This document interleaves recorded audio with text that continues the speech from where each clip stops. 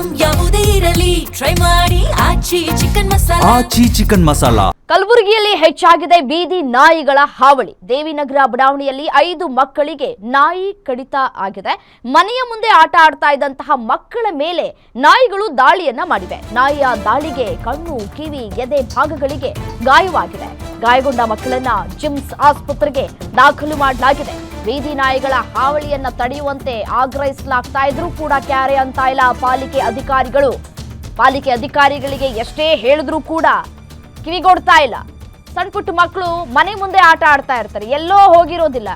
ಮನೆ ಮುಂದೆ ಆಟ ಆಡೋದಕ್ಕೂ ನಾವು ಬಿಡ್ಲಿಲ್ಲ ಅಂತಂದ್ರೆ ಮಕ್ಕಳ ಮನಸ್ಥಿತಿ ಯಾವ ರೀತಿಯಾಗಿ ಆಗುತ್ತೆ ಅನ್ನೋದನ್ನ ಯೋಚನೆ ಮಾಡ್ಬೇಕಲ್ವಾ. ಡಾಕ್ಟರ್ಸ್ಗಳ ಹತ್ರ ನಾವು ಹೋದಂತಹ ಸಂದರ್ಭದಲ್ಲಿ ಹೇಳ್ತಾರೆ, ಮಕ್ಕಳನ್ನ ಬೇರೆ ಮಕ್ಕಳ ಜೊತೆ ಆಟ ಆಡೋದಕ್ಕೆ ಬಿಡಿ, ಬೇರೆ ಮಕ್ಕಳ ಜೊತೆ ಬೆರೆಯೋಕ್ ಬಿಡಿ ಅಂತ. ಬಿಟ್ರೆ ಈ ರೀತಿಯಾದಂತಹ ನಾಯಿಗಳ ಕಾಟ.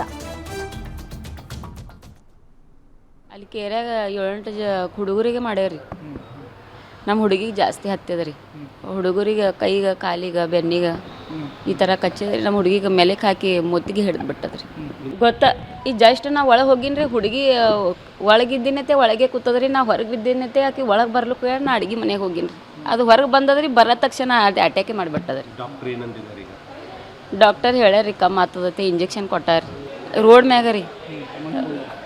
ರೋಡ್ ಮ್ಯಾಗ ಜಸ್ಟ್ ಹೊಸ್ತಲ್ ಹೊರಗೆ ಬಂದಾರಿ. ಅದು ನಾಯಿ ಆ ಕಡೆ ಬಂದದ್ರಿ. ಅದಕ್ಕೆ ಈಗ ಗೊತ್ತಾಗಿಲ್ರಿ, ಅದು ನೋಡಿಲ್ಲ ಅಟ್ಯಾಕ್ ಮಾಡಿಬಿಟ್ಟದ್ರಿ. ನಾಯಿಗಳು ಜಾಸ್ತಿ ಆಗ್ಯಾವ್ರಿ. ಹೊಟ್ಟೆ ಏನೋ ಅವರು ಇದನ್ನೇ ತೊಗೊಂಬಲ್ರಿ. ಹುಡುಗರು ಒಂದು ಸ್ವಲ್ಪರೇ ಹೊರಗೆ ಬರವಿಲ್ರಿ. ಎಷ್ಟತೆ ನಿಮ್ಮೂರಿನಿಂದ ವಿಶ್ವ ಮಟ್ಟದವರೆಗೆ ರಾಜಕೀಯ, ಸಿನಿಮಾ, ಸ್ಪೋರ್ಟ್ಸ್ ಯಾವ ಸುದ್ದಿಯೂ ಮಿಸ್ ಆಗಲ್ಲ. ಬರೀ ಸುದ್ದಿ ಅಷ್ಟೇ ಅಲ್ಲ, ಜೊತೆಯಲ್ಲೇ ಇರುತ್ತೆ ವಿಶ್ಲೇಷಣೆ. ಗ್ಯಾರಂಟಿ ನ್ಯೂಸ್ ನ ಸಬ್ಸ್ಕ್ರೈಬ್ ಮಾಡಿ, ಫಾಲೋ ಮಾಡಿ. ಕ್ಷಣ ಕ್ಷಣದ ಅಪ್ಡೇಟ್ಸ್ ಪಡೆಯಿರಿ.